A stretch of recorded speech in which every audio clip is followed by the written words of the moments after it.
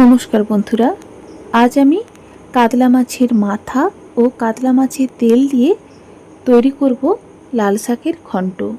এর জন্য প্রথমেই কড়াইতে পরিমাণ মতো সরষের তেল দিয়ে ফ্রেশ কাতলা মাছের মাথা ভেজে নিচ্ছি।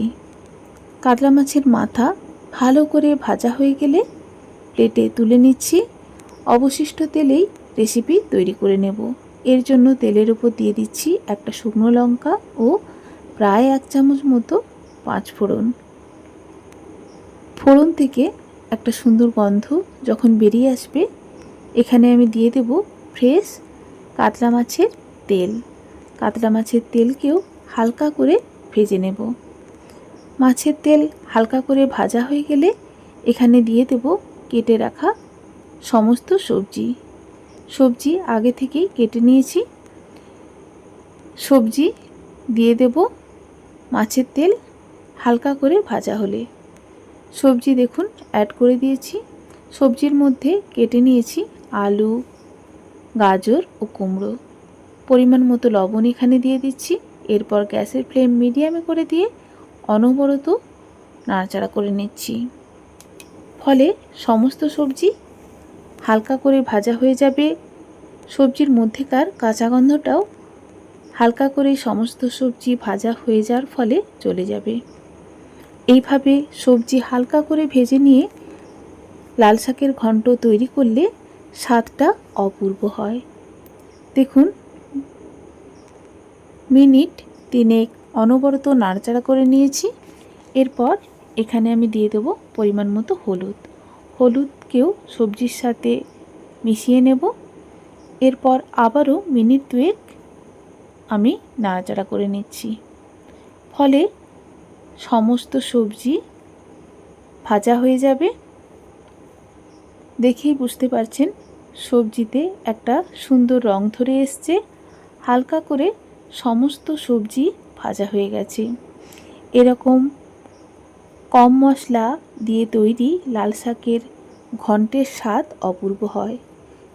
দেখুন, সমস্ত সবজি হালকা করে ভাজা হয়ে গেছে। সবজিতে একটা সুন্দর রং ধরে এসছে। আশা করছি দেখেই বুঝতে পারছেন। এরপর আমি গ্যাসের ফ্লেম লোতে করে ঢাকা দিয়ে আবারও রান্না করে নেব। মিনিট 3 ঢাকা দিয়ে রান্না করে নিলেই সবজি থেকে যে জল বেরিয়ে আসবে তাতেই কিন্তু সমস্ত সবজি সেদ্ধ হয়ে যাবে। দেখুন, একটা আলু কেটে দেখিয়ে দিয়েছি। সবজি প্রায় 80% মতো সেদ্ধ হয়ে গেছে। দিয়ে দিচ্ছি কাতলা মাছের মাথা। খুন্তি দিয়ে কাতলা মাছের মাথা ভাঙা ভাঙা করে আবারও সবজির সাথে কাতলা মাছের মাথা নাড়াচাড়া করে নিচ্ছি। ফলে কাতলা মাছের মাথার একটা সুন্দর ফ্লেভার সবজির মধ্যে খুব ভালো করে ঢুকে যাবে। গরম ভাতের সাথে এরকম লাল শাকের ঘন্ট আপনারা তৈরি করে পরিবেশন করুন, দেখবেন সবাই খেতে খুবই পছন্দ করবে। এরপর এখানে কেটে রাখা লাল শাক দিয়ে দিয়েছি। লাল শাক কিন্তু সেদ্ধ হতে বেশি সময় লাগে না, খুব তাড়াতাড়ি সেদ্ধ হয়ে যায়। দেখুন, গরম সবজির ওপর শাক দেওয়া মাত্রই খুব তাড়াতাড়ি কেমন মিশে যাচ্ছে। এরপর আর ঢাকা দেব না, আবারও অনবরত নাড়াচাড়া করে লাল শাক মিশিয়ে নিচ্ছি। এইভাবে নাড়াচাড়া করতে করতেই দেখবেন লাল শাকও কিন্তু খুব ভালো করে সেদ্ধ হয়ে যাবে। সবজির সাথে খুব ভালো করে শাক কিন্তু মিশে গেছে।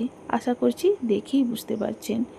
2 মিনিট নাড়াচাড়া করার ফলে সমস্ত সবজিও কিন্তু পারফেক্টভাবে সেদ্ধ হয়ে যাবে, লাল শাকও সেদ্ধ হয়ে যাবে। একেবারে দেখুন, আমার লাল শাকের ঘন্ট রেডি সার্ভ করার জন্য। সবশেষে কাঁচা লঙ্কার কুচি একটু অ্যাড করছি।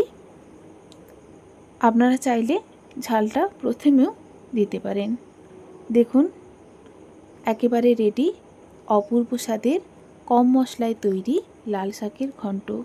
রেসিপি ভালো লাগলে অবশ্যই ট্রাই করবেন। ধন্যবাদ।